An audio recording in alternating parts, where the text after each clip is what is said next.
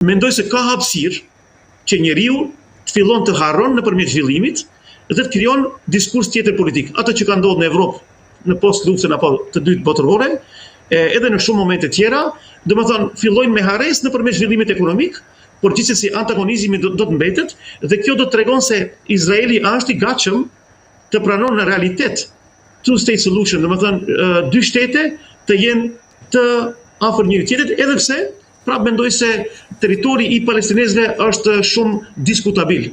Është sikur Azerbajxhani me Armeninë, ju kujtohet me pjesën e Karabakut, Nagorno-Karabakh, do të ketë një ndarje të madhe midis bregut perëndimor dhe Gazës, por gjithsesi mendoj se nëse ka një atmosferë pozitive, mund të bëhet. Ajo që tani më prek edhe më tepër është se në këtë platformë nisë një pikë nuk po diskutohet, domethënë siç thash, kthyer e refugjatëve të mëhershëm, dy kush do i kontrollon Jerusalemin nëse formohet shteti palestinez, apo si do ta rimerr kontrollin Fatahu në bregun perëndimor apo autoritetet palestineze, dhe një pikë tjetër, ku mbeten vendimet e gjykatave ndërkombëtare si ICC dhe ICJ për Netanyahu dhe establishmentin e tij. Dhe këtu mendoj se do duhet diskutohet edhe pak më tepër për arsye se po i bie se ju mund në bazë të fuqisë mund të vritni sa të doni dhe pastaj me një marrëveshje e cila ka qenë më herët e diskutuar, mund të kaloni këto pika. Mendoj se këtu si akademik nuk duhet prekim edhe më shumë. Tani, edhe diçka në këto 21 pika, përfshihet largimi i palestinezëve nga Gaza? Jepet si mundësi që kush don të largohet me mundësi rikthimi dhe jepet mundësi ato që duan të mbesin do të mbeten. Kështu parashihet sfaku. Në aspekt është në vullnetin dhe dëshirën e vet palestinezëve. Nëse duan të qëndrojnë aty, mund të qëndrojnë në tokën e tyre, në Gaza. Që realisht dallon radikalisht nga pika A që Trump kishte, ku thoshte se do të bënë një rivjerë ekonomike dhe gjithë do duhet të transferohen që do të jepet $5,000 per capita për çdo individ. Është një kthes shumë mirë dhe është një kthes radikale realisht. Fakti që Gaza nuk do të drejtohet më, ose nuk do të jetë më në kompetencën e Izraelit, them për sa i përket aspektit të drejtimit dhe të qeverisjes, kjo është një arritje e madhe, zoti Bishi. Nëse do të mund të nëse do të jetë kështu. Unë do kisha dash, nuk jam ekspert i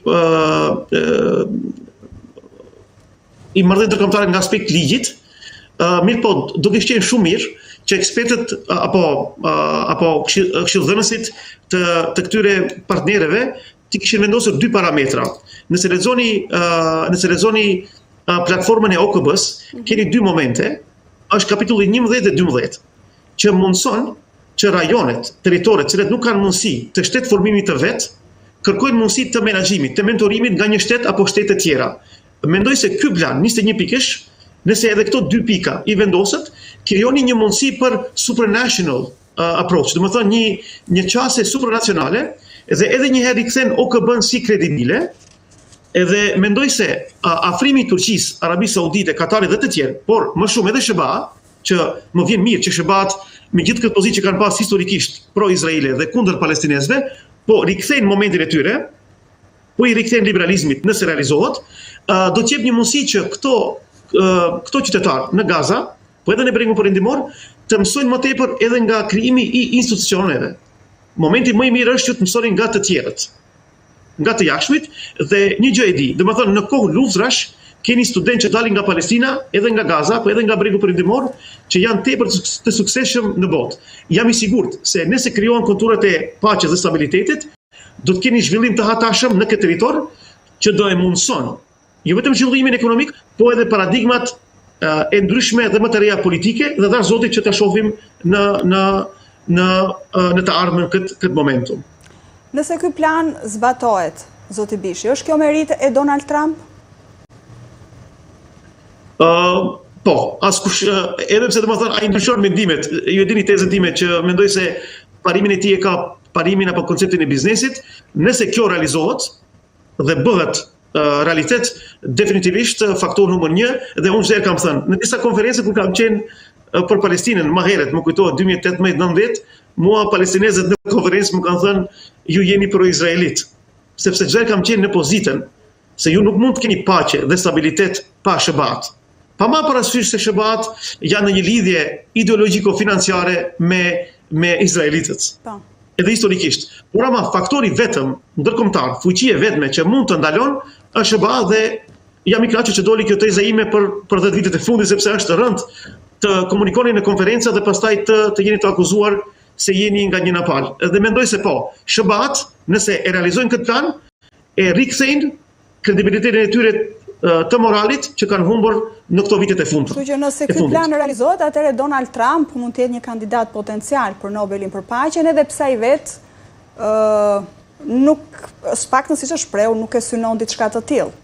Nuk është ky synimi im, Nobeli për paqen. Ajo është një nus efekt që politikanët nëpërmjet entiteteve të ndryshme mund ta bëjnë si një moment specifik apo një paradë politike, por për mua është se Shëbat, nëse janë serioz në këtë, po i rikthehen, ajo si profesor më ndihmon shumë mua kur ligjeroj në marrëdhënie ndërkombëtare, se liberalizmi nuk ka vdekur. Po lexoj shumë artikuj shkencor se liberalizmi nuk është më në pah, ligji ndërkombëtar nuk po realizohet. Tregoj Spanja, tregoj Slovenia, tregoj Irlanda, tregoj Suedia dhe shumë shtete tjera se edhe pse jemi në një botë multi-faced dhe multi-layered, ne prap si njerëzim i kthehemi ligjit, atë që ka thënë Kant. Dhe si profesor, jam tepër i kënaqur se po i kthehemi marrëveshjeve, po i kthehemi një diskursit universal ndërkombëtar dhe me të vërtet uroj që jo vetëm për paqe kjo të bëhet, që është mendoj aduti i parë, po të bëhet sepse po tregon nuanca se liberalizmi si teori ndërkombëtare po rikthehet. Është e vonshme, është selektive, pajtohem, por ama ja që po realizohet. Dhe këtu në këtë vit jam shumë i kënaqur.